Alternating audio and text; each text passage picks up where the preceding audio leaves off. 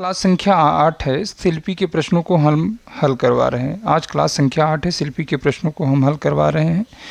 तो 2004 में 2 पेपर हुए थे टीजीटी के एक बार हुआ था, फिर कैंसिल हो गया था, तो पुनर्परीक्षा हुआ था, इसलिए प्रश्नों की संख्या अधिक थी।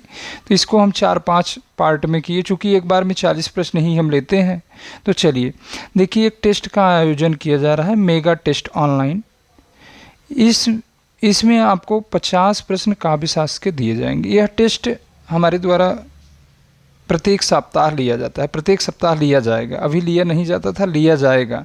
तो पहले टेस्ट का आयोजन 16 अगस्त को हो रहा है, 16 अगस्त को दोपहर 2 बजे। रजिस्ट्रेशन करवाने के लिए देखिए पूर्णतः निःशुल्क है, आपसे एक भी रुपया चार्ज नहीं लिया जाएगा किसी भी तरह से। हम केवल काव्यशास्त्र, भाषा विज्ञान, व्याकरण देखते हैं, काव्यशास्त्र, भाषा विज्ञान, व्याकरण। तो देखिए 15 अगस्त तक आप रजिस्ट्रेशन करवा सकते हैं। रजिस्ट्रेशन की अंतिम तिथि 15 अगस्त तक है।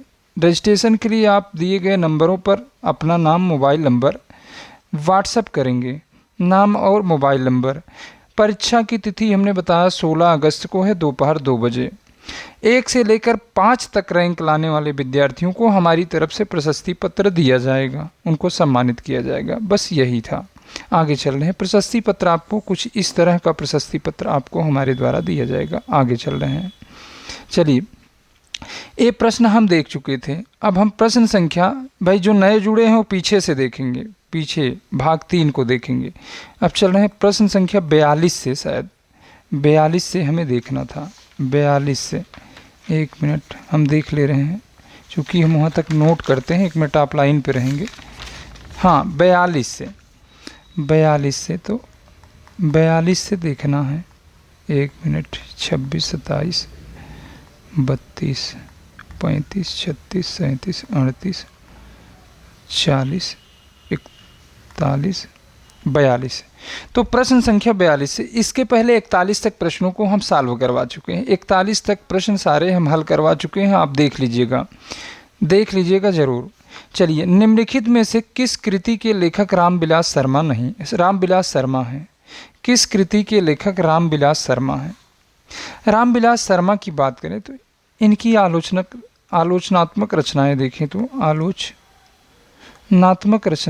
तो देखिए, इसको लिखने की ज़रूरत नहीं है। तो रामविलास शर्मा की आलोचनात्मक रचनाएं देखें तो भारतेंदु हरिश्चंद्र है,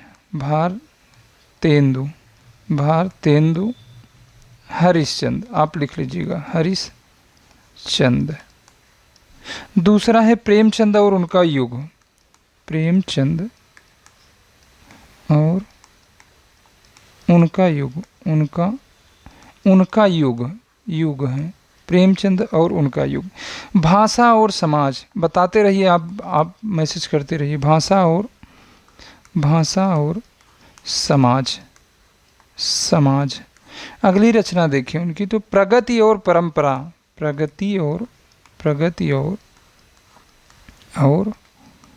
और परंपरा लिख लीजिएगा। भाषा और समाज देखिए, भाषा और समाज रामविलास शर्मा की आलोचनात्मक रचना है। इनकी एक रचना और है, बोल दे रहे हैं, भारतीय साहित्य की भूमिका। एक आलोचनात्मक रचना इनकी केवल प्रेमचंद है, प्रेमचंद है। तो आप, ये सारी रचनाएं बहुत महत्वपूर्ण है, रामविलास शर्मा की ये रचनाएं। अगर प्रवक्ता आप दे रहे हैं टीजीटी में, तो बस एक ही रचना इनकी बार बार पूछी जाती है। भाषा और समाज किसकी रचना है? कि रामविलास शर्मा की कृति है। तो चलिए, ऑप्शन नंबर डी सही हो जाएगा। हम अगले विकल्प पे चल रहे हैं। निम्नलिखित में से किस लेखक की ज्ञानपीठ पुरस्कार नहीं मिला है? बताइए, किस लेखक को ज्ञानपीठ पुरस्कार नहीं मिला है? पूछ रहा है प्रश्न में, किस लेखक को ज्ञानपीठ पुरस्कार नहीं मिला है? ज्ञानपीठ पुरस्कारों की बात करें, चलिए, सारे ज्ञानपीठ पुरस्कार, अभी तक जितने ज्ञानपीठ पुरस्कार मिले हैं सभी को ले रहे हैं। चलिए, ज्ञानपीठ हेडिंग डाल लीजिएगा, आप लिखते रहिएगा, ज्ञानपीठ पुरस्कार, सारे ज्ञानपीठ पुरस्कार जितने अभी तक मिले हैं, पुरस्कार की बात कर रहे हैं। ज्ञानपीठ पुरस्कार की बात करें तो पंत को मिला था 1900 1968 में 1968 में किस रचना के लिए चिदम्बरा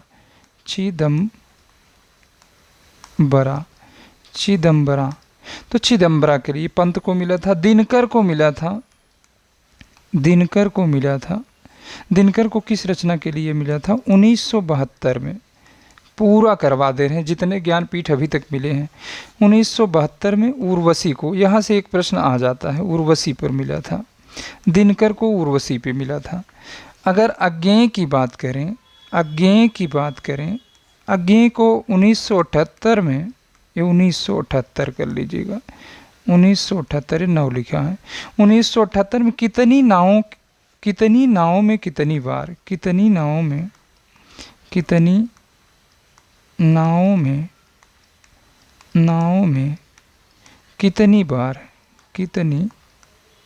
कितनी बार, ये बार है भैया, बार लिख लीजिएगा, बार। अज्ञेय हो गए। महादेवी वर्मा की बात करें तो महादेवी वर्मा पूरा हम करवा देते हैं। देखिए हमारी सीरीज में 2006 के बाद आप जब देखेंगे तो बहुत ज़्यादा हम व्याख्यात्मक, बहुत अंदर घुस के करवा रहे हैं। आप जो चीज़ें करवा रहे हैं, जो सबसे ज़्यादा महत्वपूर्ण है, उन्हीं पॉइंटों को लेते हैं जो बार बार पूछा जाता है। तो महादेवी वर्मा को 1982 में यामा के लिए ज्ञानपीठ पुरस्कार मिला था। तो हम ज्ञानपीठ पुरस्कारों की ही बात कर रहे हैं। अगले पेज पे चल रहे हैं। महादेवी वर्मा तक हम देख चुके थे। देखिए अब नरेश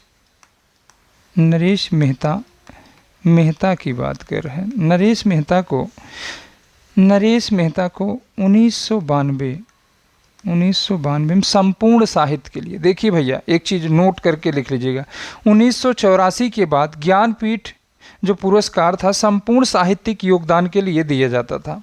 उसके बाद संपूर्ण साहित्यिक योगदान के लिए, तो संपूर्ण साहित्यिक योगदान के लिए किसको किसको दिया गया था? तो देखिए नरेश मेहता हो गए, निर्मल वर्मा, इनको कब दिया गया था? 1999 में। फिर उसके बाद कुंवर नारायण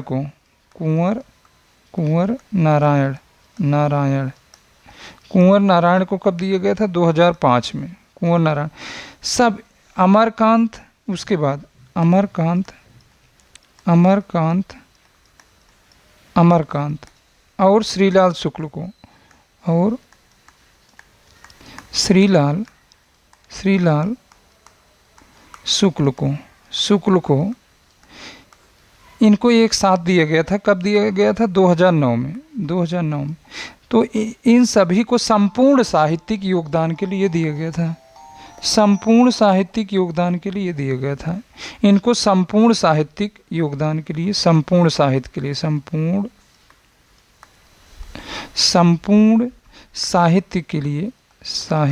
लिए दिया गया था।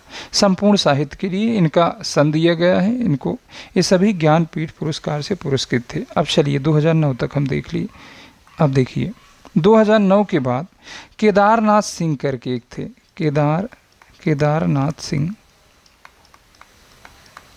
केदारनाथ सिंह को 2013 में मिला था। 2013 में ज्ञानपीठ मिला था। इनको जमीन पक रही बोल तो रहे भैया, जमीन पक रही है, इसके लिए मिला था। जमीन पक रही है। अकाल में सारस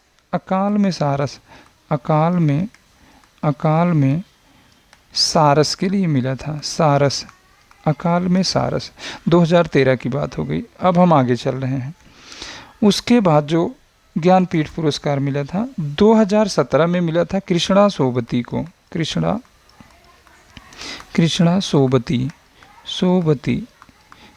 सोबती को कब मिला था? 2017 में। मित्रों मरजानी इनकी किस रचना के लिए मिला था? मित्रों मरजानी और जिंदगी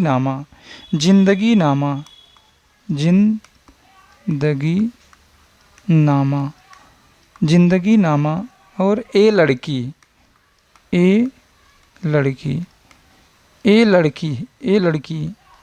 कहते नहीं कि ए लड़की सुन रही हो, पिताजी कहते हैं, माताजी कहती नहीं कि ए लड़की सुन रही हो, तो देखिए, मित्रों मरजानी कृष्णा सोबती को 2017 में मिला था। अब 2017 के बाद क्या हुआ, 2023 की बात कर लेते हैं।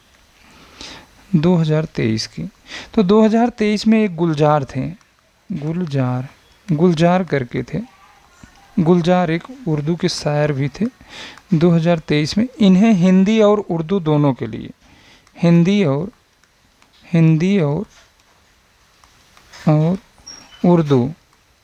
उर्दू दोनों के लिए मिला था। अगर इनकी रचनाओं की बात करें, हिंदी और उर्दू दोनों में रचना करते थे, तो दोनों के लिए मिला था। रात पसमीने की रचना इनकी, रात पसमीने की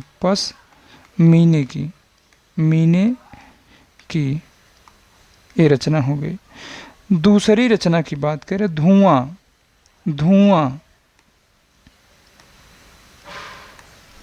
हो गया, त्रिवेणी एवं समग्र शायरी, त्रिवेणी एवं समग्र शायरी लिखा है, शायरी जो पढ़ते हैं। अब देखिए 23 में तो मिला, अब 2024 की भी बात कर लें। 24 में क्या हुआ था, चलिए 24 को देख लेते हैं।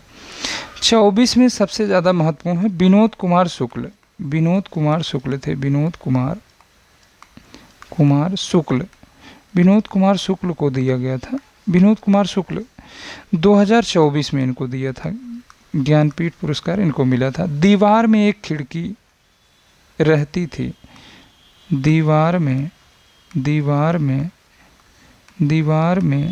एक खिड़की रहती थी। बहुत महत्वपूर्ण रचना है, बहुत महत्वपूर्ण रचना। नौकर की कमीज इनकी और रचना है, नौकर की है कमीज, नौकर की कमीज। तो ये हो गए अभी तक जितने लोगों को ज्ञानपीठ पुरस्कार मिला था, ये सारे लोग हो गए। अब देखिए प्रश्न क्या था, निम्नलिखित में से किस लेखक को ज्ञानपीठ पुरस्कार नहीं मिला है? किस लेखक को ज्ञानपीठ पुरस्कार नहीं मिला है, बताइए। निर्मल वर्मा को 1999 में संपूर्ण साहित्य के लिए मिला था। देखिए निर्मल वर्मा है ना। अब देखिए नरेश मेहता को मिला था, नरेश मेहता को भी देख लीजिए, नरेश मेहता देख लीजिए संपूर्ण साहित्य के लिए। फिर उसके बाद निर्मल वर्मा, दिनकर को उर्वशी के लिए मिला था, उर्वशी के लिए मिला था दिनकर को, देख लीजिए दिनकर को उर्वशी के लिए 72 में मिला था। तो कहीं आपको नागा अर्जुन नहीं मिल रहे हैं, तो नागा अर्जुन को ज्ञानपीठ पुरस्कार नहीं मिला था। अगले प्रश्न पे चलते हैं। देखिए आराम से कर रहे हैं, आपको अच्छे से बता दे रहे हैं, हमेशा के लिए हो जाएगा। 41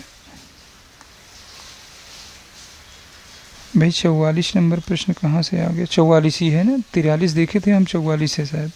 तो चलिए, मगध किसकी कविता है? मगध कविता संग्रह के रचयिता का नाम पूछा जा रहा है, बताइए। मगध किसकी काव्य संग्रह है? मगध किसकी काव्य संग्रह है? तो यह श्रीकांत वर्मा की है। श्रीकांत वर्मा की और रचनाओं की बात करें तो भटके मेघ, उसके बाद माया दर्पण।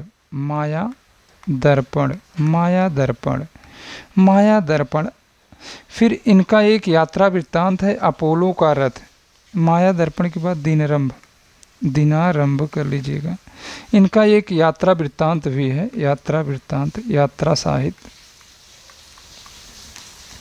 की बात करें तो अपोलो का रथ, अपोलो का रथ यात्रा वृत्तांत है। तो ऑप्शन नंबर बी सही हो जाएगा। देखिए कभी कभी होता क्या है कि हम आपको यहाँ बता रहे हैं, लेकिन प्रश्न पढ़ते समय विकल्प हम कुछ दूसरा बता देते हैं। तो आप यहाँ देख लीजिएगा, जब विश्लेषण करते हैं तो यहाँ देख लिया करिए, या तो कमेंट बॉक्स में जो प्रश्न गड़बड़ हो जाता है। भाई मानवीय भूल है, कभी कभी हो जाता है बोलने में, ये बहुत बड़ी बात नहीं है। तो चलिए देख रहे हैं, ऐसा होता नहीं, बहुत रेयर केस में। आगे चल रहे हैं। निम्नलिखित में से छंद, दोहा छंद का विपरीत छंद, दोहा छंद का विपरीत कौन है? दोहा छंद का विपरीत कौन सा छंद है? तो बताइए, दोहा छंद का विपरीत कौन सा छंद है?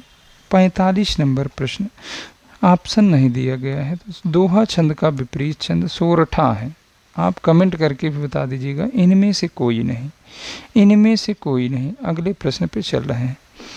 काला जल का कथानक किस समस्या से संबंधित है? काला जल का कथानक किस समस्या से संबंधित है? यह किसकी रचना है? तो यह गुलशेर खां, गुलशेर खां, देखिए भैया, गुलशेर खां, गुलशेर खां सानी की रचना है। गुलशेर खां सानी की रचना है। इनके उपन्यासों की बात करें गुलशेर खां सानी के, तो देखिए उपन्यास की बात कर रहे हैं। चलिए, गुलशेर उपन्यास, उपन्यास गुलशेर खां सानी के उपन्यास, गुलशेर खां सानी के उपन्यास की बात करें तो कस्तूरी है। कस्तूरी बहुत महत्वपूर्ण उपन्यास है। कस्तूरी इतना लिखा है। कस्तूरी, पत्थरों में बंद आवाज़, पत्थरों में, पत्थरों में बंद आवाज़ में बंद आवाज़, आवाज़, पत्थरों में बंद आवाज़। काला जल, तो आप विकल्प में दिया गया है काला जल, काला जल। साल बनों के दीप, साल बनों के, साल, साल है, साल बनों के दीप, बनों के, बनों के दीप, साल बनों के दीप, ये पा है, पा कर लीजिएगा, सा नहीं है, पा। नदी और सीपियाँ, नदी और सीपियाँ, सीपियाँ, सीपियाँ, नदी और सीपियाँ। एक लड़की की डायरी, एक लड़की की डायरी, एक लड़की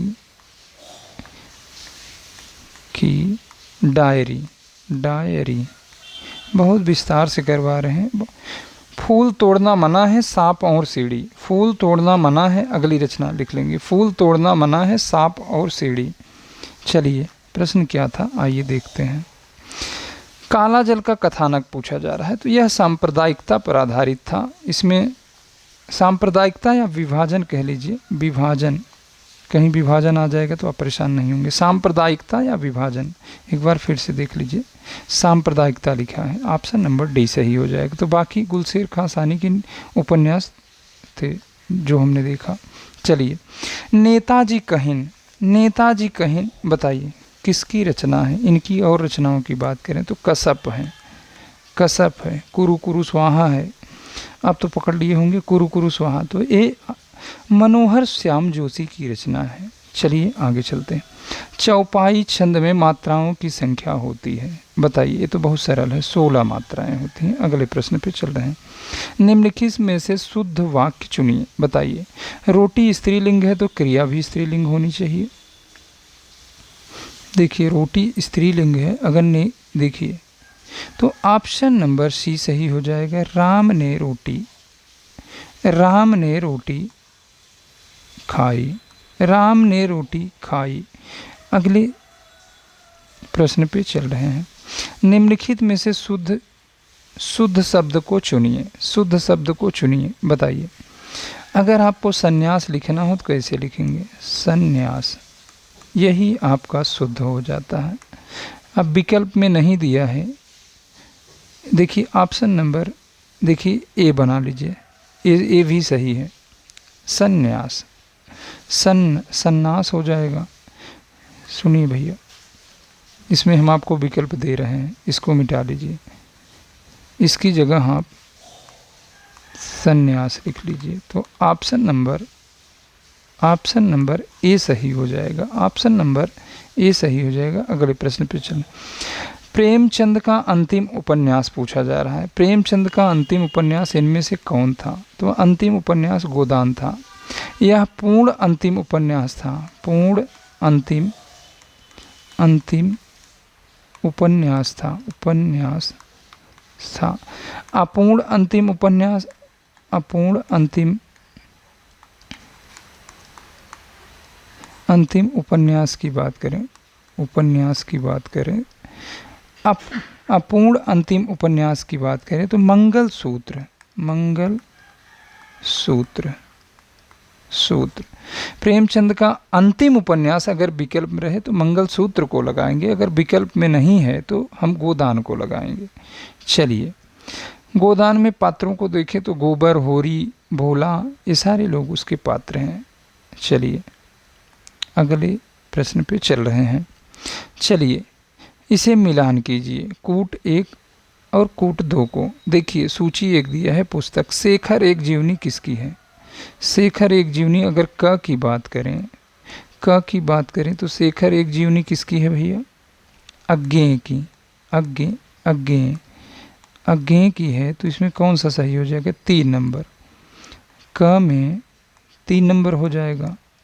मिलाइए जल्दी जल्दी, आप बताइए, चलिए मैसेज करिए तब तक। ख की बात करें अशोक के फूल, ख की बात करें अशोक के फूल तो हजारी प्रसाद द्विवेदी का है। हजारी प्रसाद द्विवेदी कितने नंबर पे है? 1 नंबर पे है। क्या भूलूं क्या याद करूं के लेखक हरिवंश राय बच्चन है। ग की बात करें तो 2 नंबर पे हो जाता है। अब देखिए कहाँ मिल रहा है, क में देखिए 3 कहाँ मिल रहा है? 4 नंबर पे मिला, ख में 1 नहीं मिल रहा है। देखिए यहाँ मिल गया, ख में 1, ग में तीसरा, तो ऑप्शन नंबर सी इसमें सही हो जाएगा। मिला लीजिएगा आप कहीं। अगले प्रश्न पे चल रहे हैं, सरल है तो आगे बढ़ जा रहे हैं। अनंत, अनंत का सही संधि विच्छेद कीजिए, अनंत का सही संधि विच्छेद कीजिए। बताइए बताइए क्या होगा, बताइए भाई। कमेंट करा करिए ना आप लोग, अगर लाइव चल रही है तो कमेंट करिए। अनंत, अनंत, ये अंत लिखा है। चलिए इसको छोड़िए, उसी विकल्प में बताइए अनंत का संधि विच्छेद। तो ऑप्शन नंबर ए सही हो जाएगा, अन प्लस अंत हो जाएगा। अगले प्रश्न पे चलते हैं। बाल्टी कैसा शब्द है? देखिए पुर्तगाली के कुछ शब्द हैं, पुर्तगाली के कुछ शब्द हैं, पुर्तगाली। नहीं तो आप जाएंगे पुर्तगाली के 5 पेज पढ़ेंगे, जो बता रहे हैं बस वही आप लिख लीजिए सीधा सीधा, उसी में से प्रश्न आता है। अगर पुर्तगाली का शब्द पूछा जाता है उससे एक भी बाहर नहीं आएगा। नहीं तो आप जाएंगे तो कम से कम अभी 200 पेज लिखेंगे। देखिए पुर्तगाली के शब्दों की बात करें तो बाल्टी, बाल्टी हो गया। आलमारी, आलमारी, आलमारी हो गया। उसके बाद तौलिया, तौलिया, तौलिया, तौलिया लिख लेंगे भाई। चाबी हो गया, चाबी, चाबी। उसके बाद गोभी, चाबी, गोभी। फिर उसके बाद काजू, काजू, काजू खाने वाला, काजू। गमला, गमला, गमला हो गया। पादरी, पादरी, पादरी हो गया। आलपीन लिखनी है, आलपीन, आलपीन, आलपीन हो गया। आलपीन इधर से मात्रा रहेगी, सेट कर लीजिएगा। आलपीन। साबुन, साबुन। तो ये आपके पुर्तगाली के शब्द हैं, पुर्तगाली के शब्द हैं। 1 2 3 4 5 6 7 8 9 10, यही 10 याद कर लीजिए। पुर्तगाली पूरे लाइफ में आपकी नहीं गड़बड़ होगी पुर्तगाली के शब्दों में, इससे बाहर जाता ही नहीं। अब भाई आपकी किस्मत खराब रहे तो नहीं बता सकते, तो ये विदेशज शब्द हैं, विदेशज शब्द हैं। टीजीटी लेवल में आपसे पूछा जाएगा देशज शब्द हैं, विदेशज शब्द हैं, तद्भव तत्सम। अलगा के भी नहीं पूछता है कि पुर्तगाली है क्या है, जल्दी तो नहीं पूछता है। जब पूछेगा तो यही पुर्तगाली वगैरह में से जो प्रसिद्ध हैं वही पूछ लेगा। तो ऑप्शन नंबर 4 सही हो जाएगा। बाकी जो स्क्रीन पे है सभी पुर्तगाली के शब्द हैं। ब्रजभाषा है, चलिए पूर्वी हिंदी में हमने पढ़ा था अवधी, अवधी, बघेली, वघेली, छत्तीसगढ़ी, छत्तीसगढ़ी, गढ़ी, अवधी, बघेली, छत्तीसगढ़ी आप लिख लेंगे भाई। छत्तीसगढ़ी तो लिख सकते हैं, बघेली लिखा है, ये बघेली है, ये अवधी है। अवधी, बघेली, छत्तीसगढ़ी। बिहारी हिंदी की बात करें तो बताइए, आप बताते रहिए भैया। ब्रजभाषा है। बिहारी हिंदी की बात करें तो इसमें भी केवल 3 ही आती है। भोजपुरी, भोजपुरी, भोजपुरी हो गया आपका। मैथिली, मगही, मगही, मैथिली, मैथिली। भोजपुरी मगही मैथिली, भोजपुरी मगही मैथिली, भोजपुरी मगही, ये बीच में मगही लिखा है, मैथिली लिखा है। पश्चिमी हिंदी की बात करें, पश्चिमी हिंदी में तो खड़ी बोली जिसे कौरवी कहते हैं, कौरवी, कौरवी, खड़ी बोली कर लीजिएगा, खड़ी बोली, खड़ी बोली, बोली, खड़ी बोली आपका हो गया। फिर उसके बाद ब्रजभाषा, ब्रजभाषा, उत्तर तो आपका मिल गया, ब्रजभाषा, ब्रजभाषा। कन्नौजी, कन्नौजी, कन्नौजी हो गया, कन्नौजी हो गया। बुंदेली, बुंदेली, ये बुंदेली लिखा है भैया, ब लिखा है, बुंदेली, सही कर लीजिएगा, लिखते समय भाई पेन मोटी है तो इधर उधर हो जाता है। बुंदेली। हरियाणवी, हरियाणवी, तो कितने हो गए पश्चिमी हिंदी में? कौरवी 1 हो गया, ब्रजभाषा 2 हो गया, कन्नौजी 3 हो गया, बुंदेली 4, हरियाणवी 5 हो गए, हरियाणवी 5 हो गए। तो पश्चिमी हिंदी ब्रजभाषा है, तो यह पश्चिमी हिंदी की ऑप्शन नंबर बी सही हो जाएगा। बहुत तोड़ तोड़ के बता रहे हैं, एक एक शब्दों को आराम से समझिएगा, लिखिएगा। 2-3 बार आप देख लेंगे तो हमें लग रहा है कि आपको 30 से 40 प्रश्न यहीं से मिल जाता है। देखिए जो भी टीजीटी वगैरह में पूछे जाते हैं ना, अक्सर 30-40 प्रश्न यहीं से रिपीट कर जाते हैं जो प्रीवियस ईयर के होते हैं। चलिए अगले प्रश्न पे चल रहे हैं। नासकेतोपाख्यान, नासकेतोपाख्यान, नासकेतोपाख्यान के लेखक हैं। देखिए ट्रिक बना लीजिए। नस, नस आपके पास है ना, नस, नस है ना, न से नासकेतोपाख्यान, स से सदल मिश्र। फिर उसके बाद पीएल, पीएल लिख लीजिए, प्रेम सागर लल्लूलाल, प्रेम सागर, ये प्रेम सागर, प्रेम सागर, पीएल से प्रेम सागर, सागर कर लीजिए। यल से लल्लूलाल, लल्लूलाल की रचना, लल्लूलाल। ये दोनों भाषा मुंशी थे फोर्ट विलियम कॉलेज में। ये दोनों सदल मिश्र और लल्लूलाल, ये दोनों फोर्ट विलियम कॉलेज में भाषा मुंशी थे। फोर्ट विलियम कॉलेज की स्थापना 10 जुलाई 1800 को Lord Wellesley, Lord Wellesley, Lord Wellesley, Wellesley इसके संस्थापक थे। इन्होंने इसकी स्थापना की थी। कहाँ की थी? कलकत्ता में, कलकत्ता में, कलकत्ता में स्थापना किया था। तो बताइए नासकेतोपाख्यान, तो नस हमने बताया था, न से नासकेतोपाख्यान, स से सदल मिश्र। तो किसकी रचना है? सदल मिश्र की। नासकेतोपाख्यान सदल मिश्र। सदल मिश्र कहाँ के रहने वाले थे? ये आरा बिहार के रहने वाले थे। देखिए जब भाषा मुंशी या भाषा अध्यापक की बात करेगा या भाषा पंडित की बात करेगा तो यही 2 लोग आते हैं। सदल मिश्र पूछेगा फोर्ट विलियम कॉलेज में, भाषा पंडित थे, भाषा मुंशी थे, भाषा अध्यापक थे, तो सदल मिश्र और लल्लूलाल थे। सदल मिश्र और लल्लूलाल थे। सदल मिश्र की रचना नासकेतोपाख्यान। आप नस, न और स कर लेंगे, नस, और पीएल प्रेम सागर लल्लूलाल, इसकी ट्रिक हो जाती है। फोर्ट विलियम कॉलेज की स्थापना 10 जुलाई 1800 को लॉर्ड वेलेजली ने किया था। इसकी स्थापना कलकत्ता में हुई थी। चलिए अगले प्रश्न पे 56। शकुंतला नाटक का खड़ी बोली गद्य में अनुवाद किया किसने किया था? बीपीएससी 2023 पीजीटी का प्रश्न है। पीजीटी TRE 2 का, TRE 2 कर लीजिए, TRE 2 का है। यह यूपी TGT 2013 या 16 का प्रश्न है। चलिए बताइए। तो इसमें शकुंतला नाटक का खड़ी बोली में अनुवाद बार बार पूछा जाता है। TGT का बहुत लोकप्रिय प्रश्न है। चलिए, तो राजा लक्ष्मण सिंह ने किया था। राजा लक्ष्मण सिंह ने किया था। एक कालिदास की 3 रचनाओं का अनुवाद खड़ी बोली गद्य में किए थे। एक रचना उनकी शाकुंतलम, शाकुंतलम, शाकुंतलम, शाकुंतलम, इसका अनुवाद इन्होंने किया था। और रघुवंशम, रघुवंशम, रघुवंशम। उसके बाद मेघदूतम, मेघदूत कर लीजिए, दूतम नहीं लिखेंगे तो तब भी हो जाएगा मेघदूत। तो इन्हीं 3 रचनाओं का राजा लक्ष्मण सिंह ने खड़ी बोली गद्य में अनुवाद किया था। यही 3 रचनाएं बार बार पूछी जाती हैं अगर राजा लक्ष्मण सिंह के बारे में प्रश्न आता है। एक बड़ी ही प्रसिद्ध रचना है इनकी, राजा शिव प्रसाद सितारे हिंदी की। इतिहास तिमिर नाशक, इतिहास, इतिहास ई लिखा है, ई कर लीजिएगा, इतिहास तिमिर नाशक, तिमिर एमा लिखा है, तिमिर, तिमिर नाशक, नाशक लिख लीजिएगा भैया, नाशक, नाशक, पेन थोड़ा टूटी है ना, नाशक, नाशक।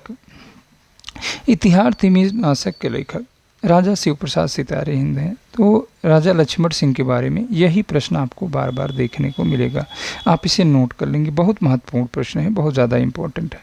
चलिए, भारतेंदु ने अपना बलिया वाला ऐतिहासिक व्याख्यान कब दिया था? देखिए, सुन लीजिए। दादरा एक जगह है, दादरा एक मेला लगता था बलिया में, बलिया के दादरी मेले के अवसर पर, बलिया में एक दादरी मेला लगता था, उसी के अवसर पर आयोजित एक प्रदर्शनी का आयोजन किया, प्रदर्शनी हुई थी, उसी के मंच से भारतेंदु जी ने यह व्याख्यान भारतवासियों में स्वदेश प्रेम, आत्मनिर्भरता, स्वावलंबन और एकता की भावना जगाने के लिए दिया था। भैया 1884 में, 1884 में, ऑप्शन नंबर सी सही हो जाएगा, 1884 में भारतेंदु जी ने बलिया में, बलिया है वहाँ एक दादरी मेला लगता है, दादरी मेला लगता है, वहाँ एक प्रदर्शनी थी, उसी के मंच से इन्होंने इस व्याख्यान को दिया था, व्याख्यान मतलब बोला था, व्याख्यान को दिया था। इनका मानना था कि इस व्याख्यान से क्या तात्पर्य है? स्वदेश प्रेम की भावना जगाना, भारतीयों को आत्मनिर्भर कराना, भारतीयों को स्वावलंबन करना और उनमें एकता की भावना जगाने के लिए यह नारा उन्होंने दिया था। स्वदेश प्रेम की भावना, आत्मनिर्भरता, स्वावलंबन और एकता की भावना जगाने के लिए यह व्याख्यान भारतेंदु हरिश्चंद्र ने 1884 में दिया था। टीजीटी का बहुत ही लोकप्रिय प्रश्न, टीजीटी का बहुत ही लोकप्रिय प्रश्न। परीक्षा गुरु उपन्यास के लेखक बताइए। परीक्षा गुरु उपन्यास लाला श्रीनिवास दास का है, बहुत सरल है, आप जानते हैं। देखिए अगले प्रश्न पे, भारतेंदु युग का केंद्रीय विधा भारतेंदु युग में कौन सी थी? तो नाटक थी, नाटक। अगले प्रश्न पे चलते हैं। चलिए, नूतन ब्रह्मचारी कृति के लेखक बताइए। नूतन ब्रह्मचारी किसका उपन्यास था? नूतन ब्रह्मचारी किसका उपन्यास था? अगर और इनके उपन्यासों की बात करें तो सौ अजान,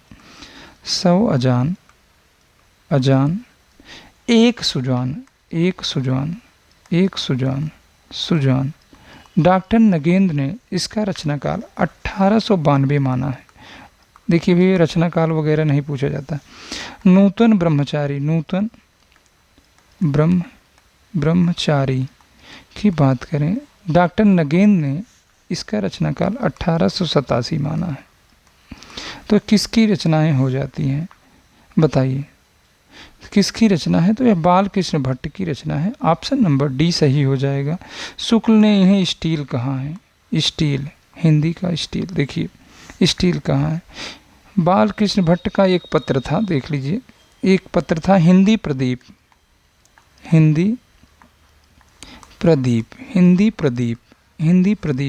यह 1877 में प्रयाग से निकलता था, 1877 में प्रयाग से।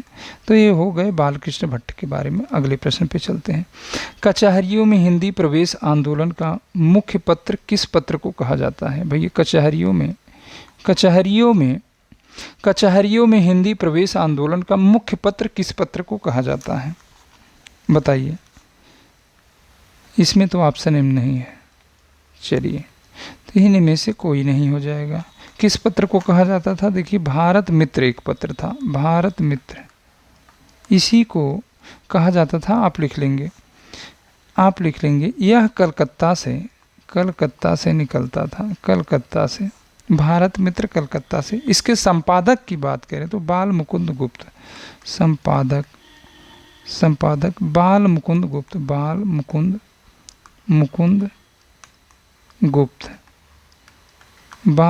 गुप्त है। नेट पे सर्च करेंगे तो आपको गलत मिलेगा, नेट पे सर्च करेंगे तो आपको हो सकता है कि गलत मिल जाए, कुछ और मिल जाए।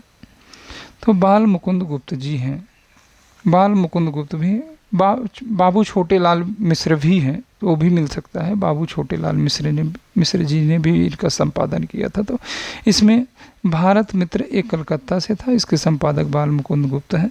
तो इसमें ऑप्शन नंबर डी सही हो जाएगा। कचहरियों में हिंदी आंदोलन का मुख्य पत्र किस पत्र को कहा जाता था? तो भारत मित्र पत्र को कहा जाता था।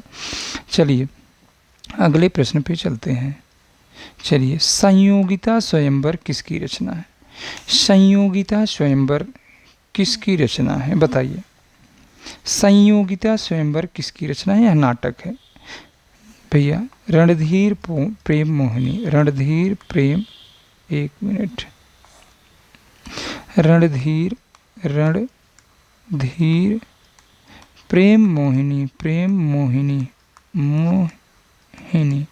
चलिए, रणधीर प्रेम मोहिनी, तप्ता संवरण, तप्ता संवरण, तप्ता संवरण, संयोगिता स्वयंवर, संयोगिता योगिता स्वयंवर, स्वयंवर, संयोगिता स्वयंवर कर लीजिएगा भैया। वर है, वर है, वर है, संयोगिता स्वयंवर। उसके बाद प्रहलाद चरित, प्रहलाद चरित, प्रहलाद चरित, प्रहलाद चरित। चलिए भैया, किसकी रचना है? ये सारी किसकी रचना है? ये किसकी रचना है? संयुक्ता स्वयंवर है। तो यह नाटक है, किसका नाटक है? लाला श्रीनिवास दास, लाला श्रीनिवास दास, लाला श्री निवास दास, निवास दास, लाला श्रीनिवास दास, लाला श्रीनिवास दास का है। चल रहे हैं आगे। ब्राह्मण के संपादक थे। ब्राह्मण के संपादक कौन थे? ब्राह्मण पत्रिका के संपादक थे। ब्राह्मण पत्रिका के संपादक थे, बताइए ब्राह्मण पत्र किसका था? तो ब्राह्मण मासिक पत्र था। मासिक, यह कहाँ से निकलता था? मासिक पत्र था। यह कहाँ से निकलता था बताइए, आप मैसेज करके बताइए। 1883 में, 1883 से 1894 तक यह कानपुर से निकलता था, कानपुर से निकलता था। यह मासिक था। तो यह किसका है? प्रताप नारायण मिश्र का, Pratap Narayan Mishra. Option number D सही हो जाएगा। शुक्ल जी ने प्रताप नारायण मिश्र को हिंदी का एडिशन कहा है? ये नाटक सभा की स्थापना किए थे प्रताप नारायण मिश्र में। नाटक सभा की स्थापना कहाँ किए थे? कानपुर में, कानपुर में। अगले प्रश्न पे चल रहे हैं। आनंद कादम्बनी के संपादक हैं, बताइए। आनंद कादम्बनी के संपादक हैं।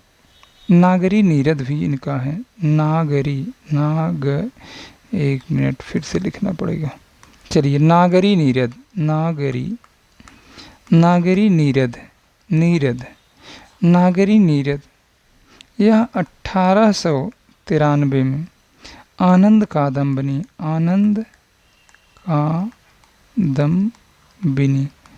आनंद कादम्बनी की बात करें तो यह 1881 में। दोनों मिर्ज़ापुर से, ये दोनों पत्र मिर्ज़ापुर से प्रकाशित होते थे। मिर्ज़ापुर वाले तो भाई बहुत दबंग होते हैं। मिर्ज़ापुर से। तो ये किसका पत्र है? किसने संपादन किया है बताइए। Badri Narayan Chaudhary Premghan. Option number A सही हो जाएगा। चलिए, कविता के लिए खड़ी बोली के पक्ष में आंदोलन की शुरुआत किसने किया था? ये तो बहुत सरल है। कविता के लिए खड़ी बोली के पक्ष में आंदोलन की शुरुआत किसने किया था? तो ये ऑप्शन नंबर डी हो जाएगा, अयोध्या प्रसाद खत्री। आगे चल रहे हैं। जगत सच्चाई सार कविता किसकी है? इनकी एक कविता है गुणवंत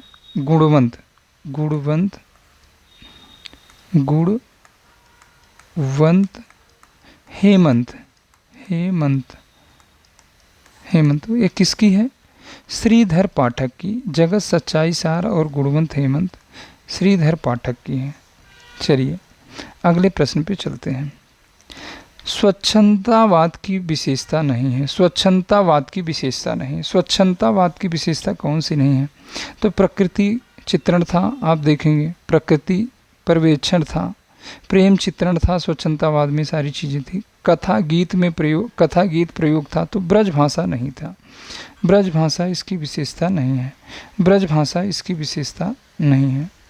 चलिए अगले प्रश्न पे चलते हैं, 69 नंबर। निम्नलिखित में से पुल्लिंग है। चलिए, हरी घास, हरी घास, घास अच्छी है, घास अच्छा है। मेरी घास, मेरा घास, बताइए। हरी घास, उसकी आय, उसकी आय, बताइएगा। उसकी आय, उसका व्यय, उसकी व्यय नहीं होगा, उसका व्यय। अब बताइए भैया पुन कौन है? उसका व्यय। फिर नहर, बताइए, बताइए भैया कौन सा होगा? तो व्यय पुल्लिंग है, बाकी सारे स्त्रीलिंग हैं। व्यय पुल्लिंग है, बाकी सारे स्त्रीलिंग हैं। चलिए अगले प्रश्न पे चलते हैं।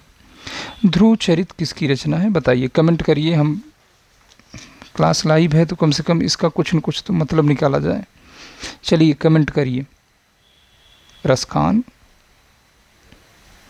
रसखान की, अच्छा एक बच्चा बता रहा है नरोत्तम दास की रचना है। सही है, नरोत्तम दास की रचना है। 70 नंबर में नरोत्तम दास की रचना है। ध्रुव चरित्र नरोत्तम दास की रचना है, बहुत सही। कृष्ण गीतावली नामक काव्य है, बताइए। इन्होंने रामचरितमानस की रचना की है, तो ये बहुत सरल हो जाता है। कबीरदास साखी शबद रमैनी, सूरदास सूर सारावली साहित्य लहरी, ना यही सारी। तुलसीदास का तुलसीदास की रचना गीतावली, कवितावली, विनय पत्रिका, ये सारी रचनाएं, रामचरितमानस। तो चलिए, जात विलास के रचनाकार हैं, जात विलास के रचयिता का हैं, बताइए। इनकी रचना है भवानी विलास, भवानी विलास, भवानी विलास भी है, बताइए। विलास, जात विलास, भवानी विलास, अष्टयाम, बताइए।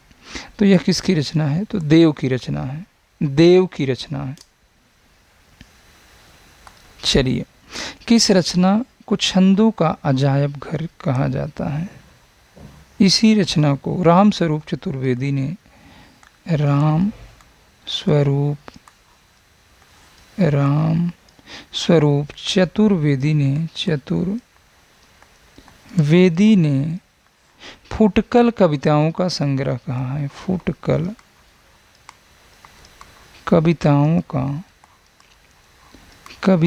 का संग्रह कहा है, संग्रह कहा है, बताइए। तो यह रामचंद्रिका को, रामचंद्रिका किसकी रचना है? केशव दास की, केशव दास की रचना है। चलिए अगले प्रश्न पे चलते हैं। कई चिंतन एवं कला धाराओं का योगदान मिलता है, बताइए, बताइए। कई चिंतन एवं कला धाराओं का योगदान मिलता है।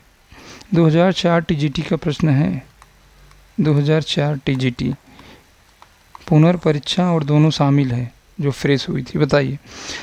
कई चिंतन एवं कला धाराओं का योगदान मिलता है, तो कृष्ण भक्ति का विधारम मिलता है। अगले प्रश्न पे चलते हैं। चलिए सूची 1 सूची 2 को मिलाइए। चलिए, का हो गया। अब का को देखिए। जलज, जलज मतलब कमल होता है, जो जल में जन्म लिया हो। तो कमल कहाँ है? कमल, अरे भाई कमल नहीं लिखना है, 1 मिनट, उसके विकल्प को लिखिए। कमल 2 नंबर पे है, 2 नंबर पे है ना कमल, कमल हो गया। जलद, जिसके अंत में द रहता है, वह बादल का पर्यायवाची होता है। ख की बात करें तो 1 नंबर हो जाएगा। फिर उसके बाद जलधि, जिसके अंत में धी रहता है, ये धी देख रहे हैं, धी, वह समुद्र की पर्यायवाची प्रायः होती है। तो ग की बात करें तो 3 नंबर होगा, ग की बात करें तो 3 नंबर होगा। अब क में दूसरा कहाँ है? फिर क में दूसरा देखिए, मिलान करिए भैया, मिलान करिए। तो ऑप्शन नंबर बी सही हो जाएगा क्या? शायद आप मिलान कर लीजिएगा, ऑप्शन नंबर बी सही हो जाएगा। नित प्रतिपुय रहे आनन ओप उजास, इसमें कौन सा अलंकार है? बताइए। आनन ओप उजास, उजास, बताइए।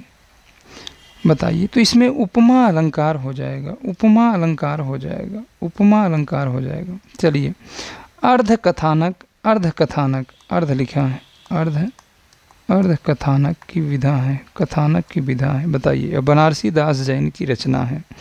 बताइए, पद्य में रचित है, ब्रजभाषा पद्य। बताइए किसकी एक इसकी विधा कौन सी है? बताइए, बनारसी दास जैन की रचना है अर्ध कथानक, अर्ध कथानक। चलिए, तो यह आत्मकथा है। अगले प्रश्न पे चलते हैं, अगले प्रश्न पे चलते हैं। इनकी सी विशुद्ध, सरस एवं शक्तिशाली ब्रज भाषा लिखने में और कोई कवि समर्थ नहीं हुआ। इनकी सी विशुद्ध, सरस एवं शक्तिशाली ब्रज भाषा लिखने में और कोई कवि समर्थ नहीं हुआ। तो यह आचार्य रामचंद्र शुक्ल ने किस कवि के बारे में कहा है? तो आप देव के बारे में तो कभी नहीं सुने, ठाकुर के बारे में कभी नहीं सुने, तो इनमें से कोई नहीं हो सकता है। तो इनमें से ऑप्शन नंबर 3 सही है। तो ऑप्शन नंबर सी सही है। देखिए, हमारी क्लास रात्रि में 8 बजे चलती है। क्लास से जुड़ने के लिए जब तक आप मैसेज नहीं करेंगे तब तक आप जुड़ नहीं पाएंगे। 70 68 62 242 आप इस पे मैसेज करेंगे ना, तो आपको व्हाट्सएप लिंक, टेलीग्राम लिंक, सारे लिंक आपको ऑटोमेटिक रिप्लाई जाएंगे। कोई दिक्कत है तो आप इस पे मैसेज करके बात कर सकते हैं, फ़ोन कर सकते हैं, कुछ भी कर सकते हैं। तो रात्रि 8 बजे चलती है। यह क्लास प्रतिदिन चलती है। देखिए, हमारे द्वारा बस केवल 3 ही टॉपिक आपको बार बार करवाया जाता है, या तो व्याकरण, भाषा विज्ञान, काव्यशास्त्र, भाषा विज्ञान, व्याकरण, काव्यशास्त्र, या तो प्रश्नों को सॉल्व करवाया जाता है। इस चैनल पे बस यही चलेगा, भाषा विज्ञान, काव्यशास्त्र, व्याकरण, या तो प्रश्नों को सॉल्व करवाया जाएगा। उसमें साहित्य के भी प्रश्न रहेंगे, साहित्य के भी प्रश्न रहेंगे। तो चलिए आज यहीं तक। देखिए भैया, चैनल को सब्सक्राइब जरूर कर लीजिए। अगर आप देख रहे हैं तो चैनल को सब्सक्राइब जरूर कर लीजिए। लाइक वाइक नहीं करेंगे तब भी चल जाएगा। आप कमेंट करके अपना फीडबैक जरूर दिया करिए। क्लास अच्छी है, कैसी क्लास है, एक बार आप ज़रूर बता दिया करिए। उससे हमको आत्मसंतुष्टि मिलती है। तो आप क्लास ज़रूर बता दीजिए करिए अंत में कैसी क्लास है। तो आप ज़रूर एक कमेंट आप अपनी तरफ से कर दिया करिए। चलिए, आज के लिए बस इतना।